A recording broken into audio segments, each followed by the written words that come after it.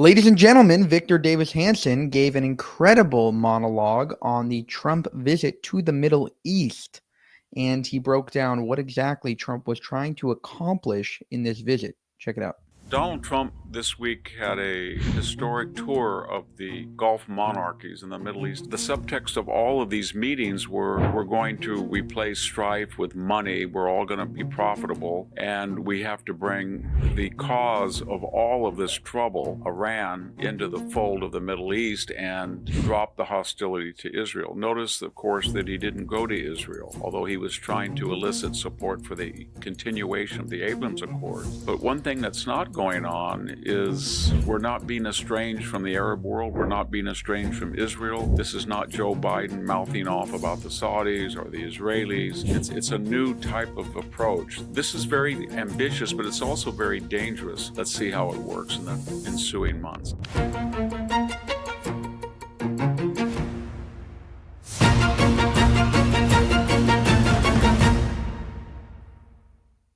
First off, I just want to say that I love that intro. That is a great intro.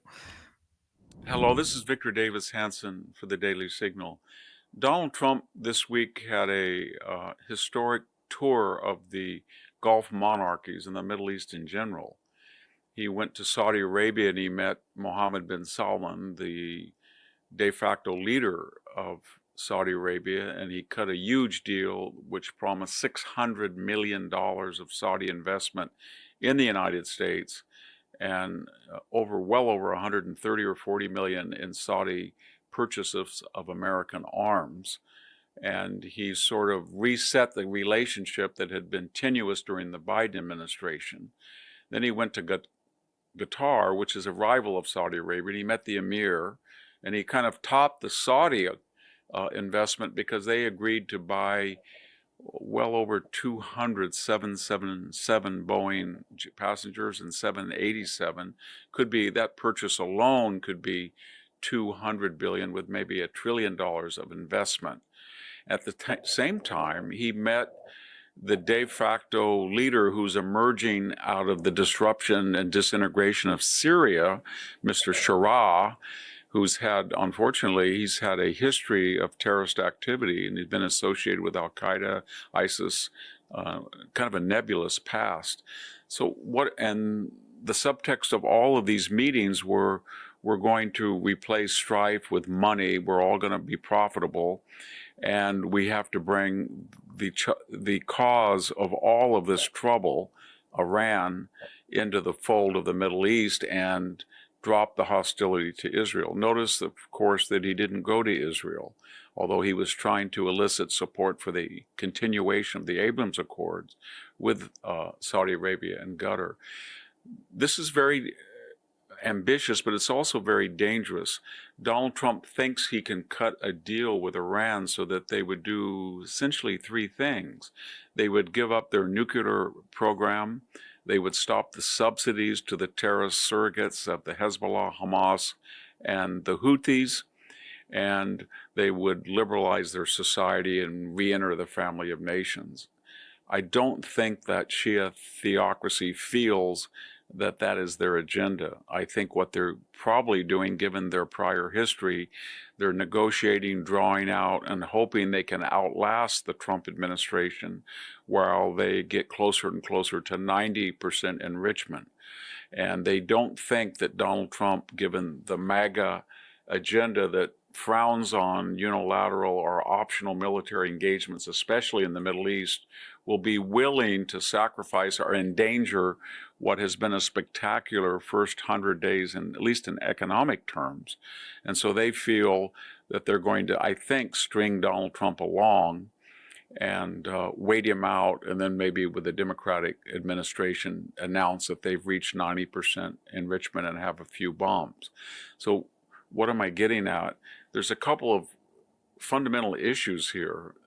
One is that the MAGA agenda is kind of a neo-isolationist, that we don't get involved. But Donald Trump himself, as we saw the first administration, and as we saw with the Houthis when he bombed them, he has a Jacksonian deterrent and foreign policy, and they're coming into conflict MAGA people do not want him to unilaterally stop the nuclear threat in Iran. They would prefer negotiations, but negotiations depend on that threat. By the same token, he's going to try to get the Saudis and the Middle East sheikdoms to pump more oil to not only bring down the price of oil worldwide, but really, to be frank, to hurt Vladimir Putin's only source of income.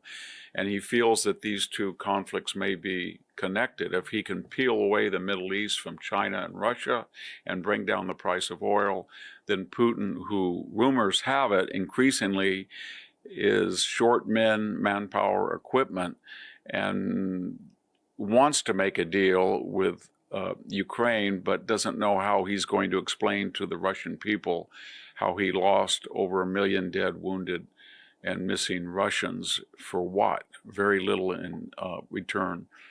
Can he make that argument to the Russian people? In conclusion, Donald Trump is facing dichotomies with the MAGA agenda and his Jacksonian foreign policy. He's trying to get the Arab world to drop their hostility to Israel. At the same time, he's trying to reason, if that's the right word, with an unreasonable Iranian regime, and he wants oil to go down. I'm not sure that's going to help him in the United States. A lot of the frackers and horizontal drillers are, as the oil has dropped, they're not at a very big profit margin, and yet Trump wants them to spend more money and pump more and buy more rigs, etc. So there's a lot of things going on, but one thing that's not going on is we're not being estranged from the Arab world. We're not being estranged from Israel.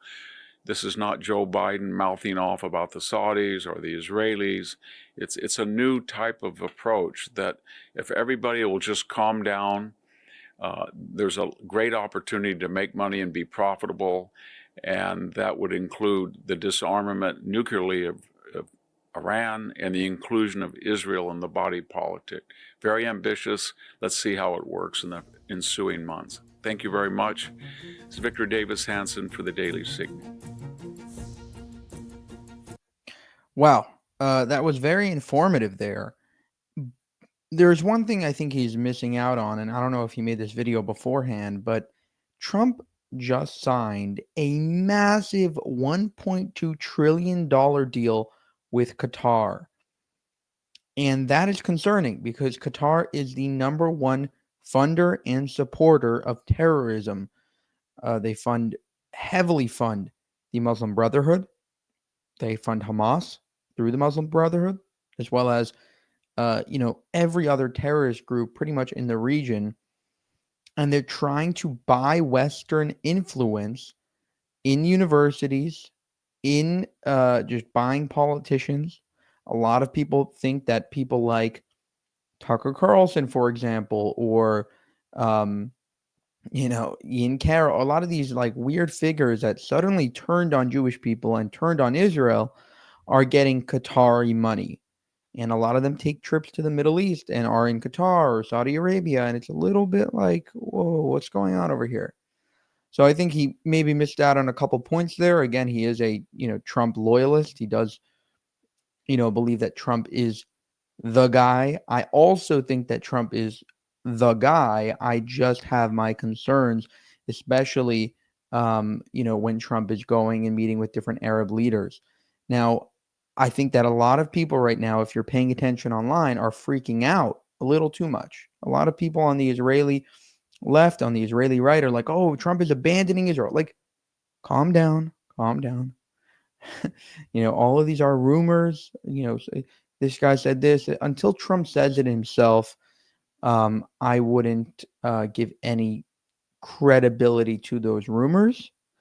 And he even came out and said, I am doing this trip in order to, build bridges with the Arab world, which should help Israel long term, especially with the Abraham Accords. He told Saudi Arabia, he told Syria's al-Jolani, you guys should be joining the Abraham Accords, and hopefully they will soon. For more, subscribe to the channel. If you want to help us make more of these videos, you can go to buymeacoffee.com/JewishUncensored. You can also go to our channel memberships page and join there as well. Thank you for watching, and have a good one.